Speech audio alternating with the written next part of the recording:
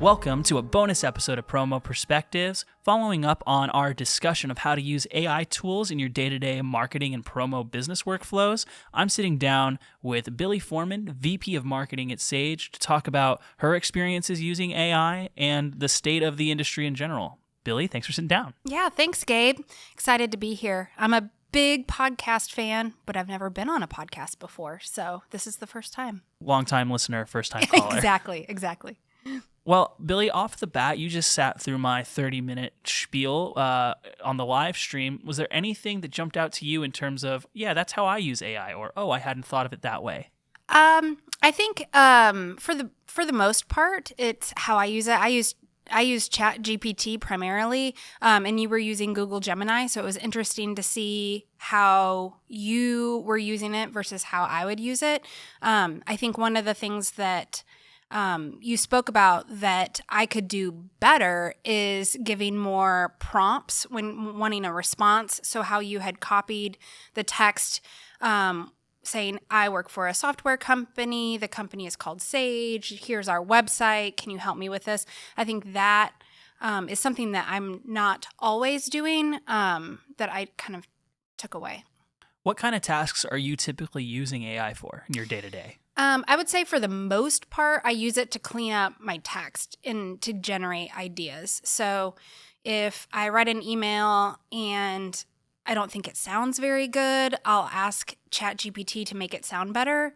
Sometimes if I need something to sound more professional than how I would normally write, I'll ask it to do that. Maybe if it's, employee reviews are coming up and I'm trying to find better verbiage to use for that's more concise because I only have a small box I can use. I can't really have unlimited amount of characters for our reviews, stuff like that.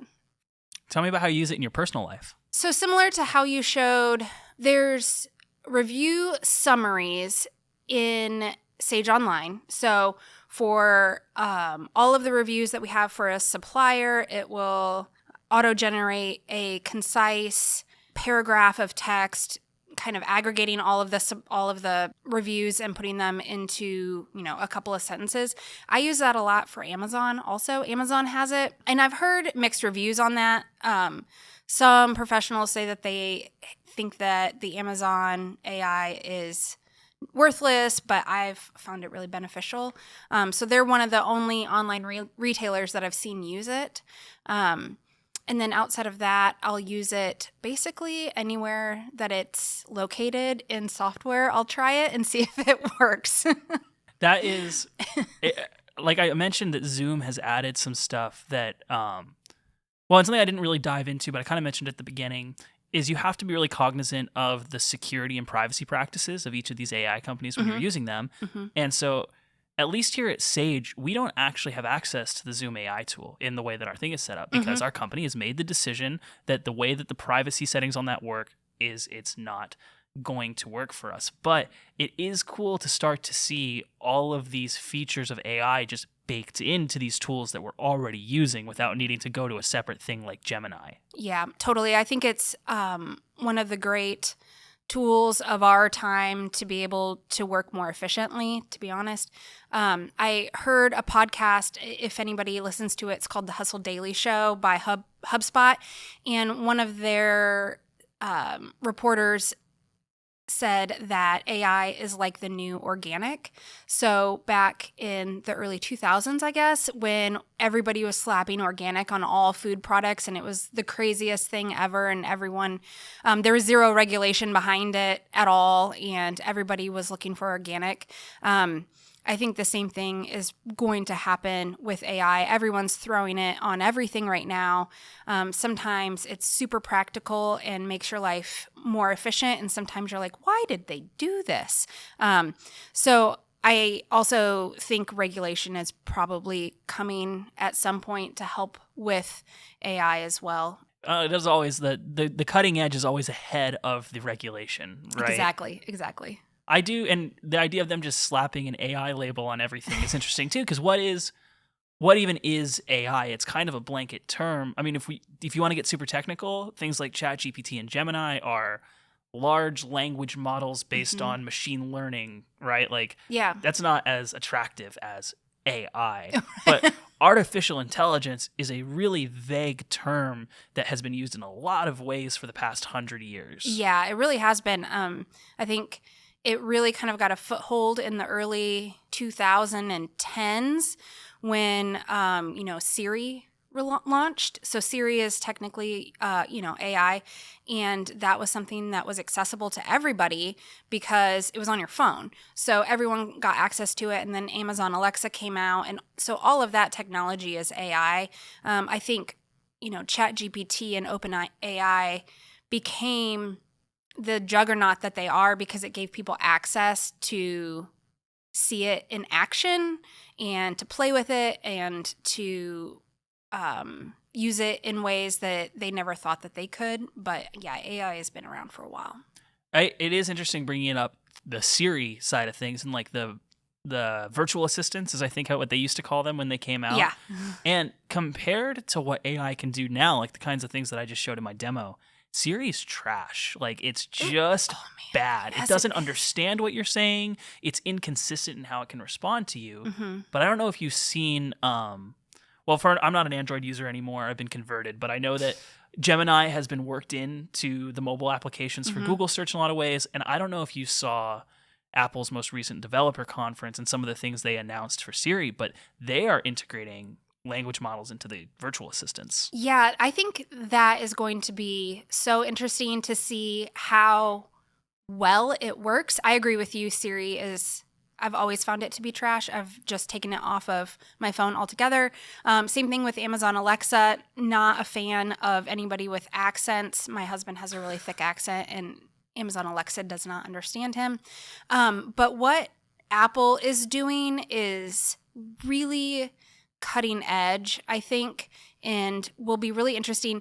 If it doesn't work, then it's going to be a huge egg on their face, and nobody really kind of knows now. So I'm interested to see that. Yeah, I mean, they're already kind of fighting the egg on the face with the fact that they're a little late to market on the whole thing. They are, and they partnered with OpenAI with it. Is that right? Okay, yeah. OpenAI. So, and it's not like them. Usually they do develop stuff from the ground up in Apple. So I thought that was kind of interesting as well. I guess sometimes they'll buy companies and then integrate the technology into Apple, but it's not like them to partner with a company. No. And I think it shows because they have been hinting for a while, I think just for public perception and stock market, that they were developing their own thing. And I think this most recent announcement of them using OpenAI shows that was not true. Right. Yeah, I agree. But it is interesting that it's starting, part of the purpose of the main episode was to show people who are maybe not like the most tech savvy, at least not more so than they need to be to do their day jobs, that this kind of stuff is ready for them to use now. And hopefully they took that away and will start using it in their business lives. But I think the rollout of this stuff with Siri is going to be where people really start to utilize it. Like the average Joe starts to use AI daily. Yeah, I agree. I do agree with that. So interesting thought then. You're the VP of marketing. You're a supervisor. So there are a lot of people who are concerned about, because it started really with students. I remember the first time I really started hearing about concerns about the use of AI was people concerned that students were not writing essays anymore. Yes. That's kind of fallen by the wayside a little bit because AI just keeps growing at record speed. I mean, I think with everything, you're going to have pluses and minuses. It's the same thing that we see with social media when it started and social media today. It's a great tool for keeping in touch with friends and family, but now you have the Surgeon General wanting to put warning labels on social media for children because studies show that it causes mental health issues. So I think you're going to see the same thing with AI. Of course, there's bad actors out there. There's bad actors who call you on the phone. I mean, how long have we had phones? So I think that's always going to be there where there's going to be bad actors. There's always the big debate whether legislation will help or hurt technology companies. So that's kind of at the forefront a lot of the times. But I think if you're careful and you're not using it for sensitive information, so I wouldn't recommend using AI for any type of information that you wouldn't want other people to see. So for example, there's an AI out there called fireflies.ai. It's integrated with products like Zoom, and it will record and transcribe a meeting for you, and it can also make, kind of the Cliff Notes version of it, so on and so forth. That is a great AI tool. I would not recommend that for sensitive information, like if human resources is having a call about an employee, or you're talking about credit card information, or social security numbers are shared, because you don't know where the next hacker is going to land. So I think from an AI standpoint, I think more and more is coming out so fast that right now we're just kind of in that unknown period, but I think it'll become more clear as we move forward. I think it's an interesting idea of like being careful what you feed it because of proprietary information. Like the examples I gave in my webinar were kind of marketing writing tasks, and by that nature, that is messaging that is meant to be public facing. And so the things I was feeding it are things that are public facing. Like I fed it the transcript from a webinar that's publicly available to our customers, right? I fed it, but I would never feed it a transcription from an internal product meeting or an internal strategy meeting, not just because the content that it writes might include something that doesn't need to be published, but every single time you're using these AI, you are helping train the AI. And especially as a software company, I know we're very cognizant about how our information and where it can go and how it can be shared. Yep, absolutely. Security is so important. And if you wouldn't give it to a random person over the phone or a random person at your door, then I wouldn't recommend putting it into your AI tool, because it will learn from that. And always a good general rule of thumb. Oh, one more thing I was going to mention, just because the audience is mostly distributors and suppliers. One tool that I've been really interested in using lately is Perplexity. So Perplexity is owned by NVIDIA, and that company is getting massive amounts of money right now from investors, and is really on the heels of Google Gemini and OpenAI. One reason why I like it for distributors and suppliers, especially those in sales role, is you can ask it questions like, if you're going on a sales call to Niagara Falls, you can say, what are the top 10 construction companies in Niagara Falls, or what are the top 10 promotional products distributors in this area, and see who those are as potential customers or targets that you might want to hit. So that's really interesting. It also gives you sources for their content, which is something that I know ChatGPT doesn't do. So it will link out to where they found the data. So somebody during your webinar had asked about using AI for statistics. And I said, well, first, ChatGPT, I wouldn't recommend, because it only goes back to June of 2023. And they're trying to get caught up, but they're not there yet. So if you ask them who won the Stanley Cup in 2024 on ChatGPT, it doesn't know. But if you use Perplexity, it can give you the sources for it so you can check for yourself. I think there is a lot of concern out there that these large language models, they're surfing the internet. Not everything on the internet is true. Obviously, it knows what websites are reputable and which ones aren't, but that still doesn't mean it's always going to get it correct every time. So if you're looking for statistics, I would recommend using Perplexity, because you can double check the information quickly to make sure that it is reputable and you can source it in your materials. So Perplexity is another one that wasn't brought up that I think would be useful for distributors and suppliers. That is it. I want to look into that because I did see that question after the webinar was over about using stats. And my answer to that personally would have been that I never, ever use AI to gather stats. Even like I know because ChatGPT is using OpenAI's model, they are limited to, like you said, only however recent they have it. Google Gemini is a little less limited in that way because since it's integrated with Google, it can search Google Web. Actually, like when you pull it open, it gives you a bunch of suggestion starter prompts, and a lot of them are tied into the way it integrates with their other products. Like, give me the walking distance between these two lanes, like that kind of thing. Mm-hmm. But I still would never trust it to Google Stats for me. A, because like you said, you never know what's true on the internet. And B, even if the stuff it's pulling is true, it doesn't always interpret it correctly. Like, yeah, that's true too. Like I have that starting prompt, like we talked about, where I start all my conversations by copying and pasting who I am, who my company is, da-da-da-da. I have had to fine tune that to make it really understand, because something it would always do at the beginning that's like a small thing but just really shows how inaccurate it can be is it would come back and say, oh, you work for Sage World. I don't. I work for Sage, but because our domain name, our URL is sageworld.com, it's making a logical jump that our company is called Sage World. So yeah, that's a good point. I'm interested in Perplexity and how and where it gathers its data. Yeah, it's interesting. And NVIDIA is an interesting company. They're kind of all over the tech space, tech news space right now, just because they have so much monetary motivation right now. It's crazy. Yeah.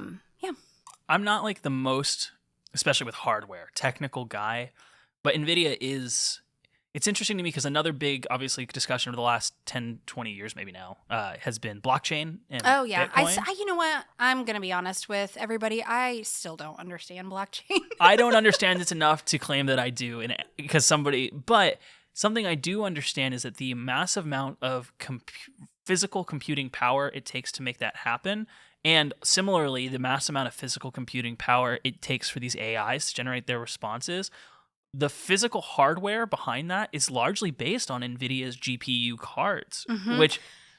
Right. So it's funny you say that because I just read a story the other day saying that the AI in Google searching, so, you know, if you go to Google, you do a search, it'll bring up an AI generated answer at the top.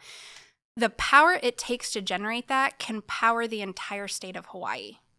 That's how much power. It's 4 times as much as what you would need for a regular Google search. It's insane. It's insane. It is, because you really don't think of digital activity really costing physical resources, because for the most part, like without the AI, a Google search is a few electrons flowing through a thing, right? Yeah. Like it's not a whole bunch of computing power. Yeah. But I think it'll get better. I think that they'll be able to streamline the technology to where it doesn't use as much energy, but right now it is a lot.